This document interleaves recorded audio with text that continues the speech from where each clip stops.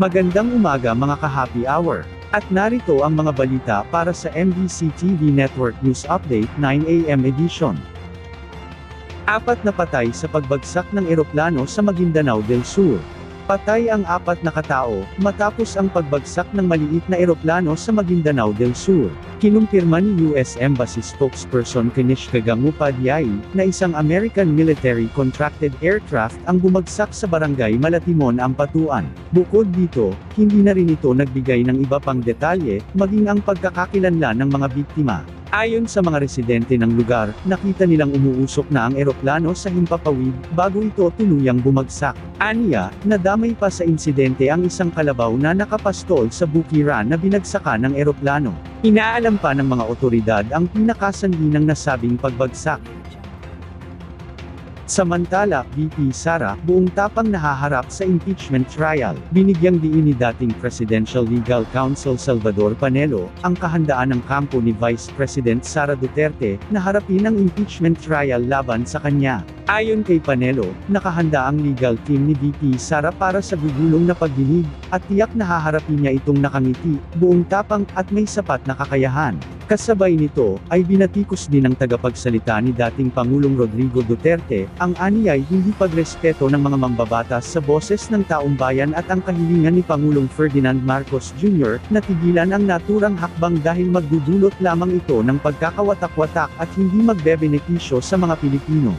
Inaasahan na rin aniya na pagkakaisahan si VP Sara, at ang pagmadali sa proseso ay hindi na bago dahil hawak ng umano'y anti-forces ang numero o sapat na bilang. Sa iba pang balita, DTI inilabas na ang bagong SRT ng ilang bilihin. Ito ang inilabas na ng Department of Trade and Industry ang bagong suggested retail price sa ilang mga pangunahing bilihin sa bansa. Ayon sa nasabing listahan, ay mayroong 77 na produkto ang mayroong pagtaas. Ang pinakahuling pagpapalabas kasi nila ng SRT ng mga produkto ay noong January 12 ng nakaraang taon.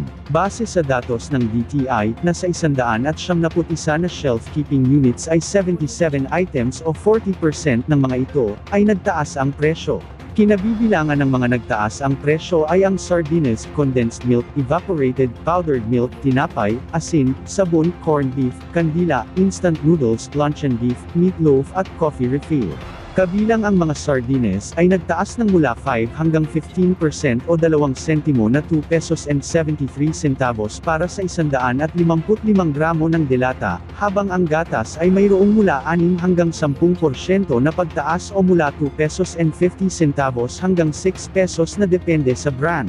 Bukod dito, mayroong 108 na mga produkto naman ang hindi nagbago ng kanilang presyo.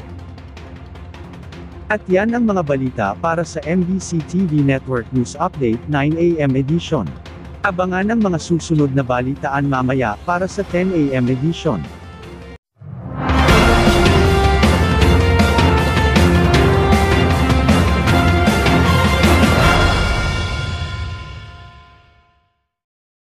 Mga ka-happy hour, kung gusto mong manood ang mga balita sa MBC TV Network News Update, mag-subscribe sa aming YouTube channel, i-like ang aming Facebook page, at i-follow sa aming TikTok account.